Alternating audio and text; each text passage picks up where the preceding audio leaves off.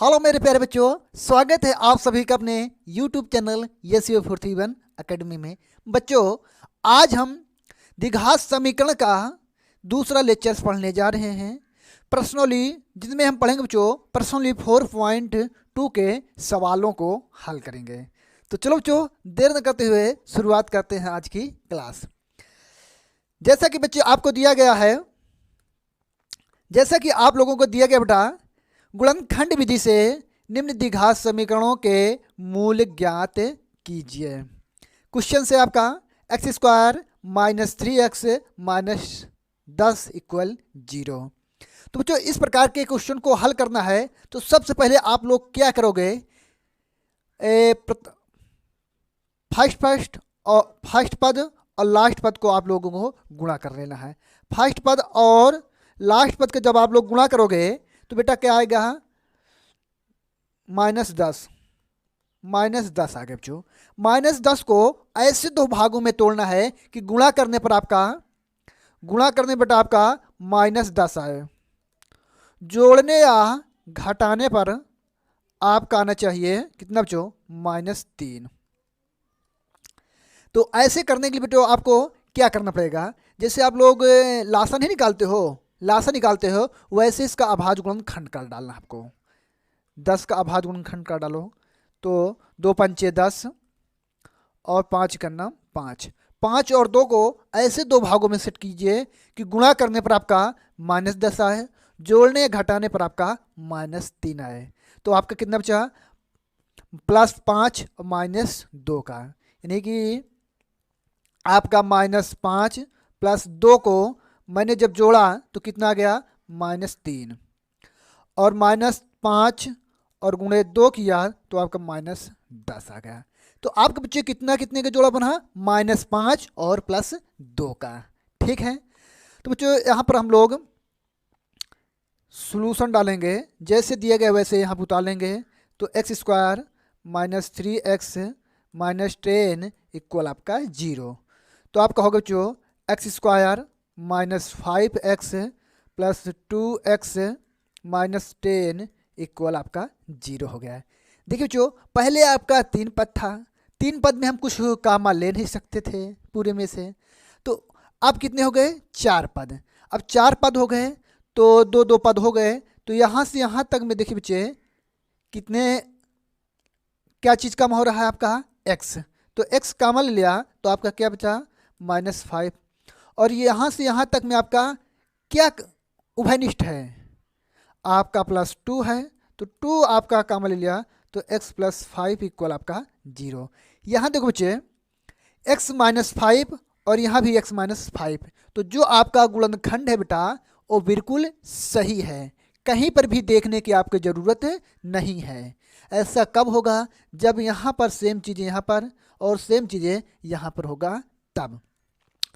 अब यहाँ से यहाँ तक में आपका क्या कामा हो रहा है, x - 5।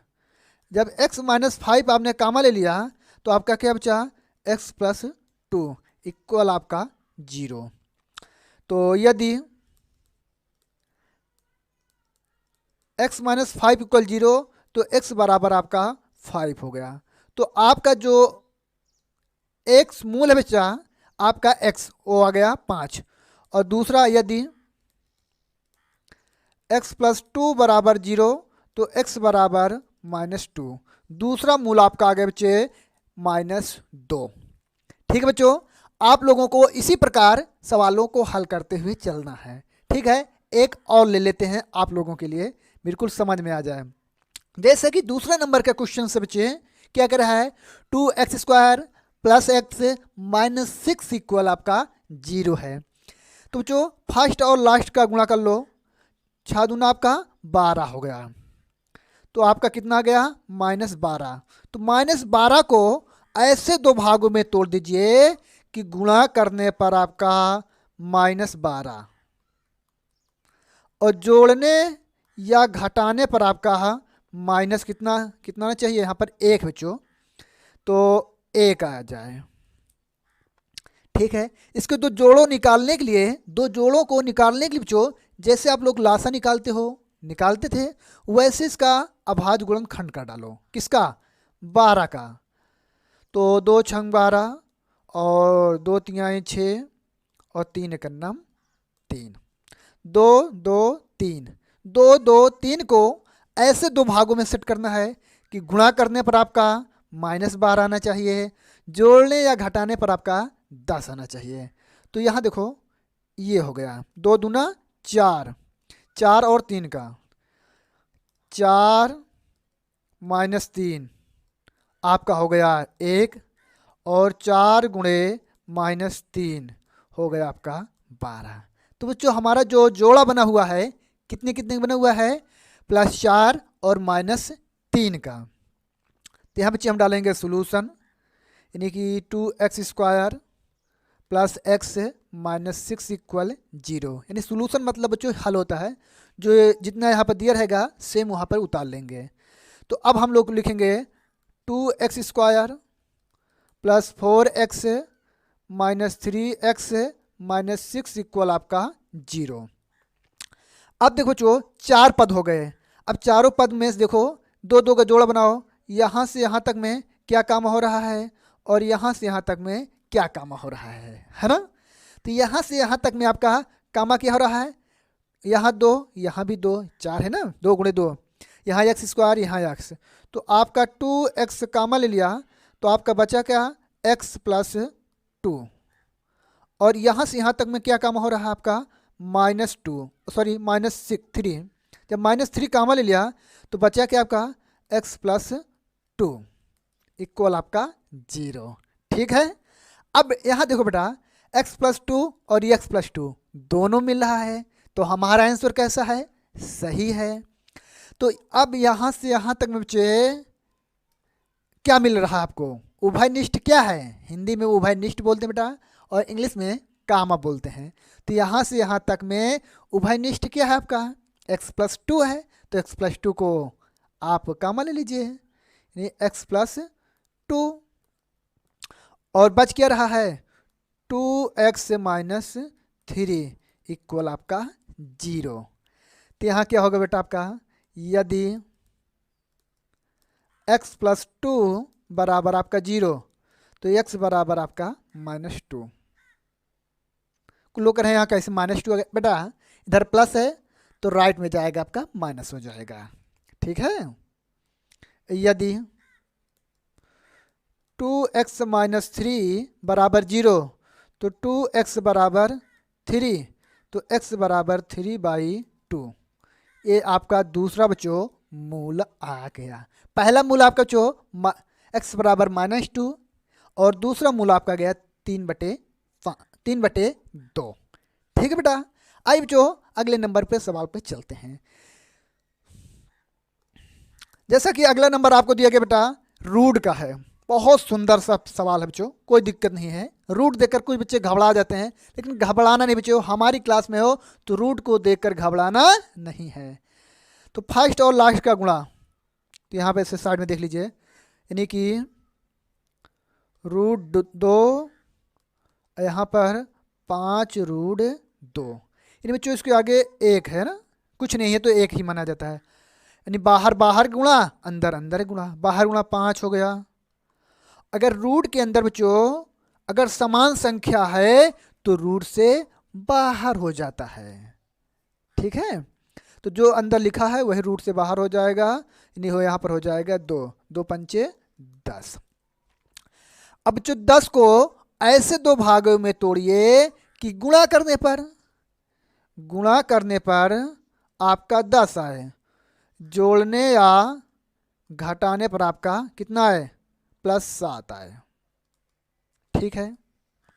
तो बच्चों इसको कैसे निकालोगे, इसका हम लोग 10 का जो है अभाज्य गुणनखंड कर डालेंगे। सबसे सरल तरीके बच्चों बता रहे हैं आप लोगों को।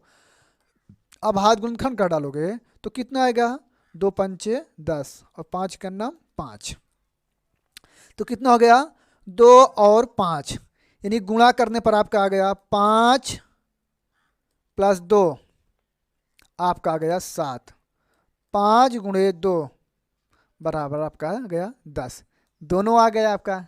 ठीक है। तो यानी क्या हो जाएगा बच्ची आपका यहाँ पर सोल्यूशन 2√x² थोड़ा सा बड़ा लिख दो बच्चों,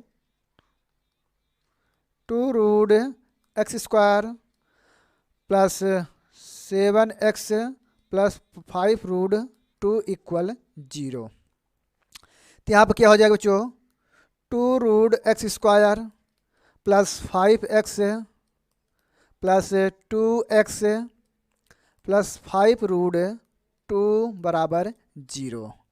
ठीक है बच्चों, अब आपके 4 पद हो गए। अब 4 पद हो गए तो दो दो पदों में आप लोग कामा देख लीजिए कि दो दो पदों में क्या कामा हो रहा है। यहाँ से यहाँ तक में देखो बच्चे, क्या कामा हो रहा है आपका x कामा हो रहा है ना, तो x आप लोग कामा ले लीजिए, यानी कि x कामा लिया तो बचा क्या आपका 2√x प्लस 5, और यहाँ से यहाँ तक में क्या मिल रहा है आपका, यानी कि 2 कामा हो रहा है, 2 नहीं आपका √2 कामा हो रहा है, यानी √2 कामा ले लिया तो क्या बचा आपका √2x प्लस 5 = आपका 0। अब देखो बच्चों, सही है मेरा गुणनखंड कि गलत है, इसकी जांच हम लोग कैसे करते हैं बच्चों। यहाँ पर देखो 2√x प्लस 5, 2√x प्लस 5 दोनों में सेम है, तो मेरा जो गुणनखंड है बेटा वो बिल्कुल सही है, परफेक्ट है, कहीं देखने की ज़रूरत नहीं है। तो यहाँ से यहाँ अब पूरे में से हम लोग कामा क्या लेंगे 2√x प्लस 5, यानी कि आपका हो जाएगा 2√x प्लस 5, और बच क्या रहा आपका x प्लस 2√x = आपका 0। ठीक बच्चों, अब आप लोग क्या करोगे, यदि 2√x प्लस 5 = आपका 0, तो 2√x = आपका इधर प्लस है तो आपका हो जाएगा माइनस यहाँ। ठीक है, इधर गुणा है बच्चे, इधर क्या हो जाएगा भाग, यानी x = -5√2। आपका जो मूल है बच्चे, पहला मूल हो जाएगा -5/2√5, और दूसरा मूल क्या होगा आपका बच्चे, यदि x प्लस √2 बराबर आपका 0, तो x बराबर -√2, ये आपके बच्चे दूसरा मूल हो जाएगा। ठीक है, किसी को कोई दिक्कत है बच्चे? नहीं दिक्कत है। आते बच्चे चौथे नंबर को, सवालों को और अच्छे से हम लोग समझते हैं। ठीक है बच्चे, चौथे नंबर का सवाल क्या है, 2x² - x प्लस 1/8 = आपका 0। तो बच्चों इसको आप लोगों को हल करना है, तो क्या करोगे, यहाँ देखो बटे में है ना, बटे में है तो इसका भी बटा कर लो, बटे 1/1, यानी जिसका कोई नहीं होता उसका भगवान होता है, और यहाँ बच्चे आपका जिसका बटे में कुछ नहीं होगा उसका 1 होगा। तो यहाँ पर क्या करोगे, एलसीएम ले लोगे, यानी 8 आ जाएगा इसका, 8 = 1 से भाग 8 को, 8 आ गया, 8 दूना 16x² माइनस 8x प्लस 1 बराबर आपका 0। इधर तो हो जाएगा 16x² माइनस 8x प्लस 1 बराबर आपका 0। ठीक बच्चों, आप कहने की इधर इधर भाग था तो इधर गुणा हो गया, और 0 से जो टकराएगा चूर चूर हो जाएगा। आपका बन गया सवाल बच्चों 16x² माइनस 8x प्लस 1 बराबर आपका 0। ये बराबर का चिन्ह है बच्चों। ठीक है, फर्स्ट और लास्ट का गुणा करो, 16 का नाम 16, 16 को ऐसे दो भागों में तोड़िए कि गुणा करने पर आपका, यानी कि गुणा करने पर आपका 16 आए, जोड़ने या घटाने पर आपका कितना है -8 है। तो क्या करोगे बच्चों, तो जो 16 दिया गया है बच्चे, इसका अभाज्य गुणनखंड कर डालो। इसका अभाज्य गुणनखंड क्या होगा, 2 8 16, 2 चौको 8 और 2 एक नम 2, है ना, 2 2 दूने 4, 2 एक नम 2, 2 2 2 2। इन 2 2 2 को ऐसे दो भागों में सेट कर दीजिए कि गुणा करने पे तो आपका 16 है, जोड़ने या घटाने पर आपका -8 है। तो बच्चों आपका क्या बना, -4 -4 आपका हो गया -8, -4 गुणे -4 और आपका आ गया 16। तो हमारा गुणनखंड कितना बन गया बेटा, -4 और -4। तो यहाँ लिखेंगे हम 16x² -4x -4x +1 बराबर आपका 0। अब यहाँ से बच्चे यहाँ तक में आपका क्या हो रहा है, सर जी 4x कामा हो रहा है, यानी 4x माइनस आपका 1। और यहाँ से यहाँ तक में क्या काम हो रहा है आपका, जिसका कोई नहीं होता उसका भगवान होता है, आप लोग यही कहते हो ना। तो यहाँ जो कुछ नहीं कामा होगा तो वहाँ पर 1 कामा होगा। अब -1 कामा क्यों होगा, क्योंकि पहले माइनस है इसलिए -1 काम हो जाएगा, -1। तो यानी कि 4x -1 बराबर आपका 0। अब देखो जो यहाँ से यहाँ तक में आपका उभयनिष्ठ क्या है, 4x -1। तो 4x -1 कामा ले लीजिए। अब 4x -1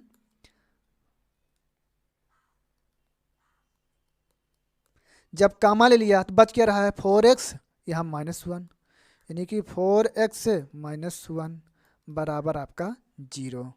यहाँ यदि 4x -1 बराबर 0 तो 4x बराबर 1,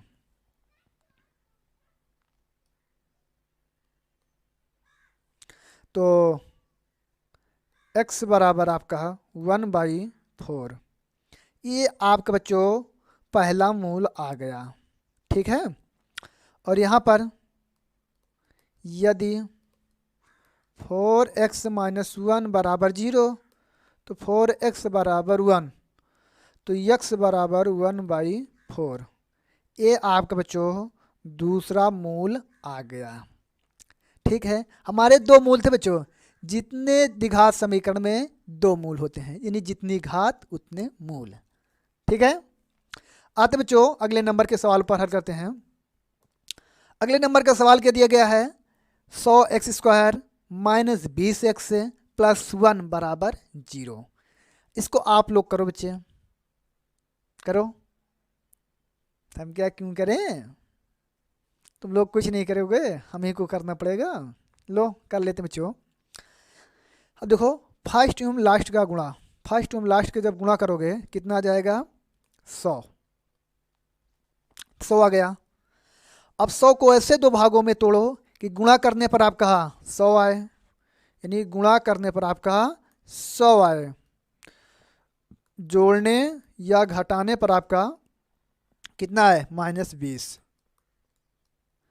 अब क्या करोगे, 100 का भाज गुणनखंड कर डालो, 100 का 2 से आपका 50 आ गया, 2 पंचे 10, 0 तर आया आपका, फिर 2 से 2 दूना 4, 2 पंचे 10। अब 5 से कटेगा, 5 पचम 25, ये आपका 5 से 5 का नाम 5।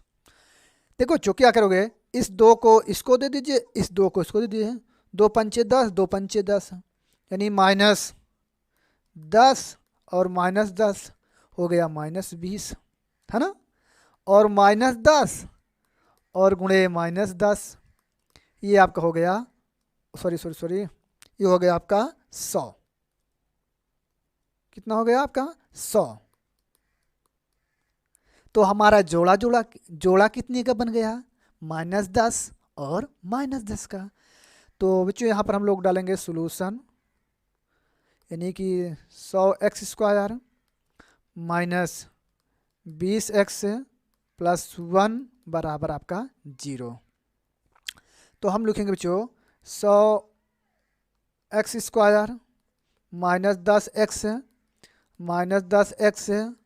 +1 बराबर आपका 0। अब देखो जो यहाँ से यहाँ तक में आपका कामा क्या हो रहा है, क्या हो रहा है, सर जी यहाँ पर 100 है, यहाँ पर 10 है, तो यहाँ पर हो जाएगा आपका 10। यहाँ पर यक्स स्क्वायर, यहाँ पर यक्स, तो यहाँ पर हो जाएगा यक्स। इनमें जो कम से कम जो होता है उसी को हम लोग लेते हैं। आपका हो जाएगा 10x -1, और यहाँ पर क्या मिल रहा है आपका -1, तो आपका 10x -1 बराबर आपका 0। ठीक है, तो अब यहाँ से अब जो आपका जो गुणनखंड है बिल्कुल परफेक्ट है, सही है, राइट है, कोई टेंशन वाली लेने वाली बात नहीं है। तो क्या हो जाएगा आपका 10x -1, और दूसरा हो जाएगा आपका 10x -1 बराबर आपका 0।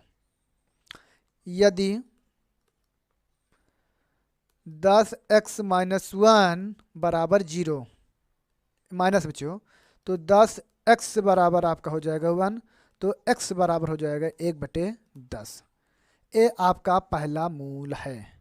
ठीक है, और यदि 10x -1 बराबर 0, तो 10x बराबर आपका 1, तो x बराबर 1/10। ये आपका दूसरा मूल हो जाएगा। ठीक बच्चों, कोई दिक्कत, कोई टेंशन कुछ नहीं है। तो आगे चलें। ठीक है बच्चों, चलते हैं अगले नंबर के सवालों पर। तो अगले नंबर के सवाल में दिया गया बेटा बहुत प्यारा सा सवाल है, बहुत सा सुंदर सा है।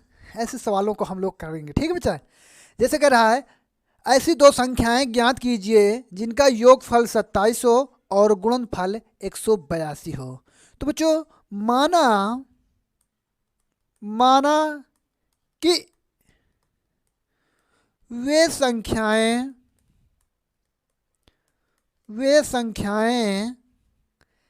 x और 27 - x हैं। माना कि वे संख्याएं x और 27 - x हैं। अब प्रश्न में क्या कह रहे बच्चों, और गुणनफल 182 हो, तो यहाँ डालना बच्चों प्रश्नानुसार, यानी कि आपका प्रश्न क्या कह रहा है उसके अनुसार हम लोग काम कर रहे हैं। ठीक बच्चों, यानी कि गुणनफल कितना है आपका 182, यानी x गुणे 27 - x बराबर आपका 182। यानी पहली संख्या मेरी x है और दूसरी संख्या 27 - x है, और दोनों का गुणा कर दिया 182 आपका आना चाहिए। आना चाहिए कि नहीं आना चाहिए? आना चाहिए। तो क्या हो जाएगा, अब x से 27 - x में गुणा कर दीजिए, तो आपका हो गया 27x - x स्क्वायर बराबर आपका 182, बराबर आपका हो जाएगा 182। ठीक बच्चों, आप लोगों को ध्यान देना है कि x स्क्वायर कभी ऋणात्मक नहीं होना चाहिए। तो सबको इस तरफ लाओ, तो आपका आ जाएगा x स्क्वायर -27x प्लस 182 बराबर आपका 0 हो जाएगा बच्चे। ये तो आपका द्विघात समीकरण बन गया, जो कि अभी आप लोग एक से लेकर अभी करते ही चले आ रहे हो। तो फर्स्ट और लास्ट का गुणा करो, फर्स्ट और लास्ट का गुणा करो, तो आपका आ गया 182। 182 को ऐसे दो भागों में तोड़िए कि गुणा करने पर आपका 182 आए, और जोड़ने या घटाने पर आपका माइनस के चिन्ह जो कितना आना चाहिए, -27 आना चाहिए। तो क्या करोगे बच्चे, तो 182 को अभाज्य गुणनखंड का डालो। 182 कितने से कटेगा, 2 से, 2 2 9 18, 2 1 9 2, 7 से 13 7 91, 13 7 91 यानी कि 13 1 9 13। ठीक है, यानी कितने का बनेगा, 2 7 14 और 14 और 13 के बच्चों, यानी -14 -13, ये आपका हो गया -27, अब -14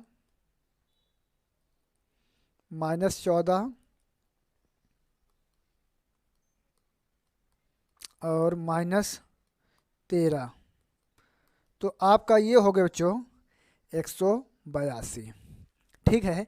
तो मेरा खंड क्या क्या बन गया बच्चों, यानी x square minus 14x minus 13x plus 182 बराबर आपका 0।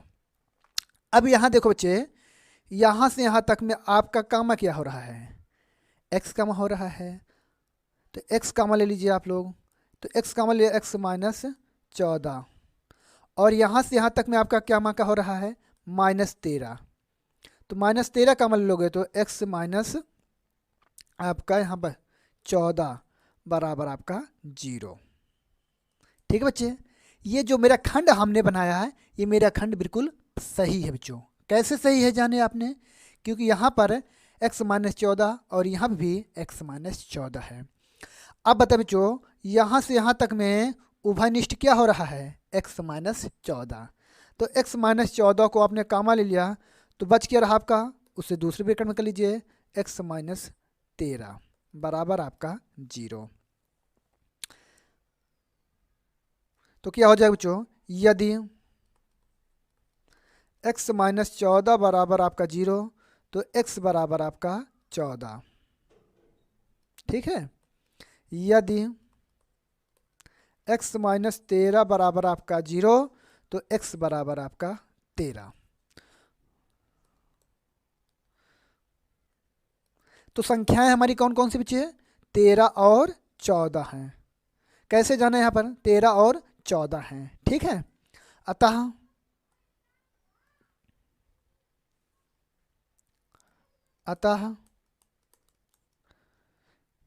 संख्याएं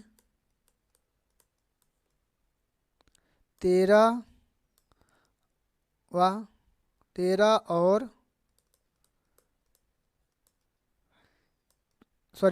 और 13 हैं। ठीक है बच्चों, अतः संख्याएं, यहाँ संख्या लिखा बच्चों, संख्याएं 13 और 14 और 13 है, 13 और 14 है।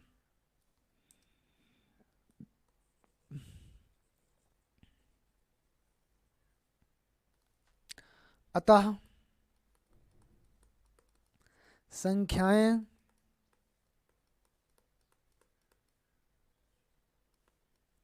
13 और 14 हैं। ठीक है बच्चे, तो हमारी जो संख्याएं बच्चों 13 और 14 हैं। ठीक है, आगे चलते बच्चों अगले नंबर, चौथे नंबर के सवाल पर। क्या कह रहा है बच्चों, दो क्रमगत धनात्मक पूर्णांक ज्ञात कीजिए जिनके वर्गों का योगफल 365 हो। यानी कि दो ऐसी क्रमगत संख्याएं ज्ञात करना है जिनके वर्गों का योगफल 365 हो। तो बच्चों मान लेते हैं, माना कि पहली क्रमागत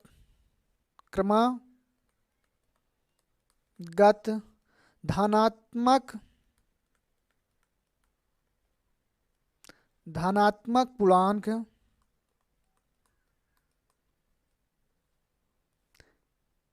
पूर्णांक बराबर यक्स।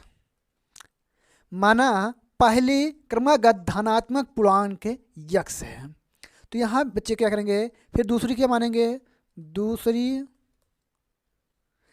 क्रमागत धनात्मक पूर्णांक बराबर आपका क्रमागत, यानी कि एक के बाद एक क्रम से, यानी कि बढ़ती जाए, यानी x है तो इसमें आपका अगली क्रमागत संख्या क्या होगी, 1 हो जाएगी। तो इसकी अगली क्रमागत संख्या क्या हो जाएगी, x प्लस 2 हो जाएगी। इसकी अगली क्रमागत संख्या क्या हो जाएगी, x प्लस 3 हो जाएगी। यानी एक एक बच्चों क्रम से बढ़ती हुई चली जाएंगी। इसका मतलब जानते हो बच्चे, जो यहाँ पर है वही यहाँ पर है, जो यहाँ पर है वही यहाँ पर है। ठीक है, तो अब लिखेंगे प्रश्नानुसार, यानी जो प्रश्न कह रहा है उसके अनुसार कह रहा है। इसके वर्गों का योगफल 365 है, यानी कि x और x प्लस 1 के वर्गों का योगफल कितना है, वर्ग कर दिया मैंने यहाँ पर, इसका भी वर्ग कर दो। वर्गों का योगफल कितना आना चाहिए, 365 आना चाहिए, यानी कि 365। ठीक है बच्चे, कोई दिक्कत बोलो, नहीं है? चलो चलो सर जी फिर। तो आपका हो गया एक्स स्क्वायर, ये होगा बच्चों ए प्लस बी का होल स्क्वायर का सूत्र लगा दीजिए, है ना।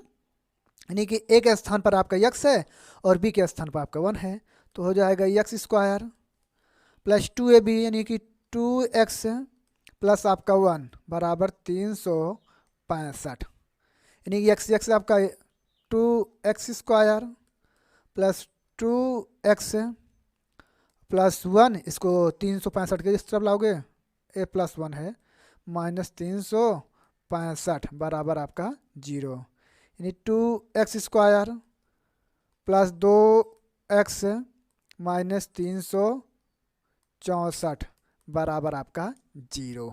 ठीक है बच्चों।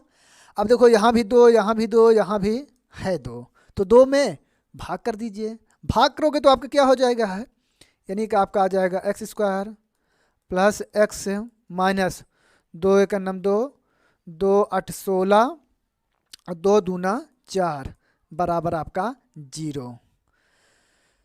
ठीक है बच्चों।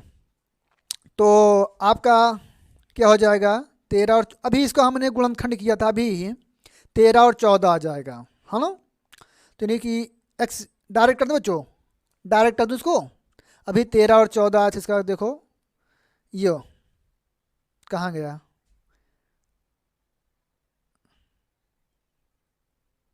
है ना। 182 इसका गुणनफल आ रहा था, तो गुणनफल 182 आ रहा है और इसका वहाँ पर केवल जोड़ था, यहाँ पर अंतर हो जाएगा, है ना।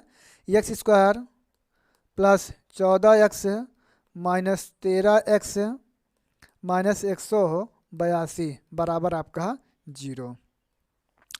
तो अब देखो बच्चों, अब आपके 4 पद हो गए। कितने पद हो गए? 4। अब 4 पद हो गए तो 2 2 का आप लोग जोड़ा बना लीजिए। अब 2 2 में देख लीजिए कौन सा उभयनिष्ठ हो रहा है, उसी को कामा कर लीजिए, है ना। तो अब बताओ बच्चों, यहाँ से यहाँ तक में उभयनिष्ठ क्या है? x कामा ले लिया तो x माइनस आपका 14 बच गया, और यहाँ क्या उभयनिष्ठ है? -13, तो -13 कामा ले लिया तो x माइनस यहाँ प्लस 14 बच्चों, x प्लस 14 हो गया बराबर आपका 0। तो x प्लस 14 और यहाँ पर x माइनस 13 बराबर आपका 0। तो जो यदि x प्लस 14 बराबर 0 तो x बराबर -14। ये बच्चों अमान्य है। क्यों अमान्य है? क्योंकि वो कह रहा था धनात्मक पूर्णांक, ये मेरा कितना रहा है? ऋणात्मक पूर्णांक, तो ये मेरा अमान्य हो जाएगा। ये मेरा क्या होगा? अमान्य होगा, यानी मान्य नहीं होगा, ये आंसर मेरा। और यहाँ देख लीजिए, यदि x माइनस 13 बराबर 0 तो x बराबर आपका 13, ये बच्चों मेरा मान्य होगा। क्यों मान्य होगा? क्योंकि वो प्रश्न में कह रहा था धनात्मक पूर्णांक, ये मेरा धनात्मक है। तो मेरी पहली क्रमागत धनात्मक पूर्णांक क्या है बच्चों? अतः पहली क्रमागत धनात्मक पूर्णांक कितना बच्चे मेरा आया? 13। और दूसरी क्रमागत धनात्मक पूर्णांक 13 में एक जोड़ दो, आ जाएगा 14। यही मेरे बच्चों पहली क्रमागत और दूसरी क्रमागत पूर्णांक है। ठीक बच्चों, ये फिनिश हुआ। चलते हैं अगले नंबर के सवालों पर। अगले नंबर क्या बच्चों? बहुत सुंदर सा प्यारा सवाल है, बहुत टिग्नोमेट्री का बच्चों, बहुत प्यारा सवाल है, कुछ नहीं है। एक समकोण त्रिभुज की ऊंचाई उसके आधार से 7 सेंटीमीटर कम है। यदि कर्ण 13 सेंटीमीटर हो तो उसका अन्य 2 भुजाएं ज्ञात कीजिए। यानी जो आधार है बच्चों, एक समकोण त्रिभुज बना लेते हैं। यहां आप देख लीजिए, ए समकोण त्रिभुज है,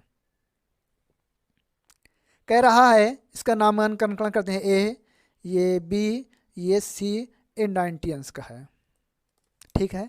और 90 अंश के सामने की भुजा कर्ण होती है, ये आप लोग जानते हो। ये कितने सेंटीमीटर का है? 13 सेंटीमीटर का, यानी यहाँ से यहाँ तक की ऊंचाई है 13 सेंटीमीटर, ठीक है। और कह रहा है कि ये मान लेते इसको थीटा, इसको मानोगे थीटा, ये हो जाएगा आधार। आधार कह रहा है आधार से 7 सेंटीमीटर कम है कौन? लंब। मान लेते हैं, माना कि समकोण त्रिभुज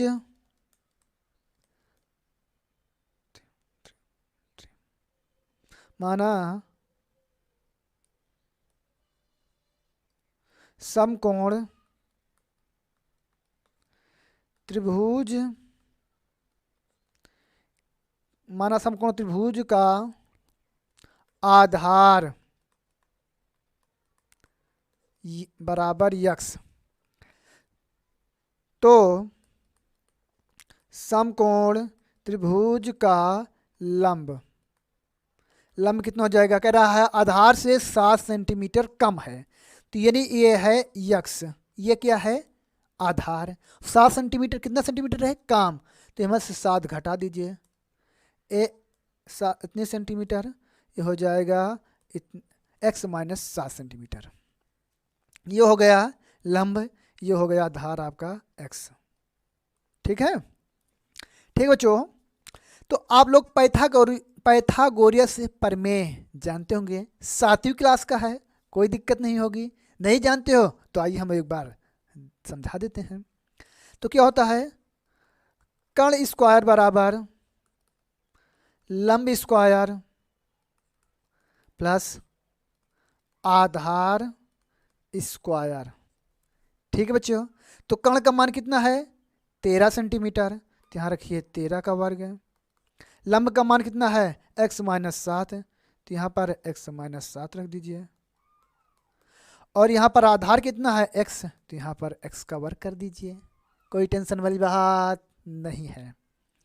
तो 13 का वर्ग हो जाएगा बच्चों 169, x माइनस 7 का होल वर्ग यानी a माइनस बी का होल स्क्वायर है, यानी कि आपका x square minus 14x plus 49 plus x square, ठीक है बच्चे।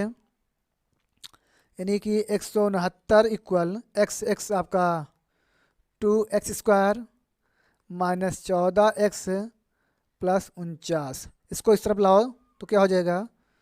2x स्क्वायर माइनस 14x और आपका ये प्लस 49 माइनस 169,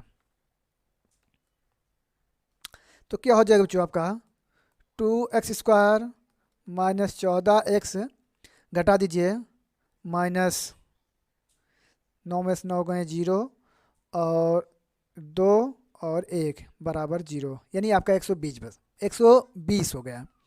देखो जो यहाँ भी 2, यहाँ भी 2, यहाँ भी 2, यानी कि 2 सब में काम हो रहा है, 2 से भाग कर दीजिए या कामा ले लीजिए, डायरेक्ट कर देंगे बच्चों। तो आपका क्या हो जाएगा? X square minus 7x minus 60x, 60 बराबर आपका 0, ठीक है बच्चों। अब देखो आपका ये द्विघात समीकरण बन गया। द्विघात समीकरण आप लोग बहुत से सारे कर चुके हो, आप लोग इसे कर लोगे? चलो बता दे रहे बच्चों, क्या हो जाएगा? तो 12 पंचे 60 डायरेक्ट बच्चों, अब नहीं बताएंगे, मैं बहुत बता चुका हूँ आप लोगों को अच्छे से। 12 पंचे 60 और 12 में से 5 गए आपका 7, यानी x square minus 12x plus 5x minus 60 बराबर आपका 0,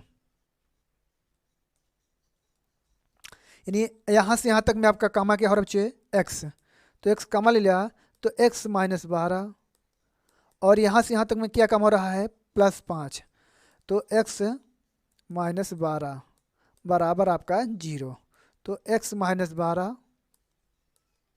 और बच क्या रहा है? x प्लस 5 बराबर आपका 0। यदि x माइनस 12 बराबर आपका 0, तो x बराबर आपका 12, ठीक है। और यहाँ पर यदि x प्लस 5 बराबर 0 तो x बराबर आपका -5। ये बच्चे मेरा अमान्य हो जाएगा। सर जी क्यों अमान्य हो जाएगा? बच्चे इसलिए अमान्य हो जाएगा क्योंकि समकोण त्रिभुज की भुजा कभी ऋणात्मक नहीं होती है, इसलिए यहाँ पर ये अमान्य होगा, ये अमान्य। नहीं पढ़ पाओगे? लो, अमान्य, ठीक है। अब मेरा जो आधार कितना बचे? आधार मेरा 12 हो जाएगी। आधार मेरा कितना हो जाएगी? 12। यहाँ पर ऊपर देख लो, है ना। आधार कितना हो जाएगी मेरा? 12। इसको मिटा दें अब ना।